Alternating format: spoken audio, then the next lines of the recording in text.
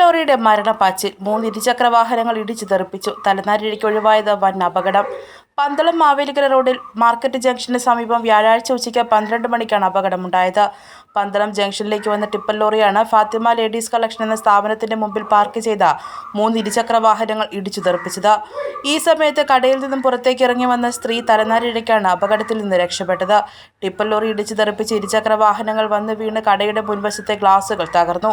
അപകടത്തിൽ 3 ഇരുചക്ര വാഹനങ്ങളും തകർന്നു. ടിപ്പർ ലോറിയുടെ ഡ്രൈവർ ഉറങ്ങിപ്പോയതാണ് അപകട കാരണമെന്ന് പോലീസ് പറഞ്ഞു. പന്തളം മാവേലിക്കര റോഡിൽ ടിപ്പർ ലോറികൾ ചീറിപ്പാഞ്ഞു പോകുന്നത് പതിവാണെന്ന് നാട്ടുകാർ പറയുന്നു. പന്തളം പോലീസ് എത്തി മേൽ നടപടികൾ സ്വീകരിച്ചു. News bureau, Pandalam.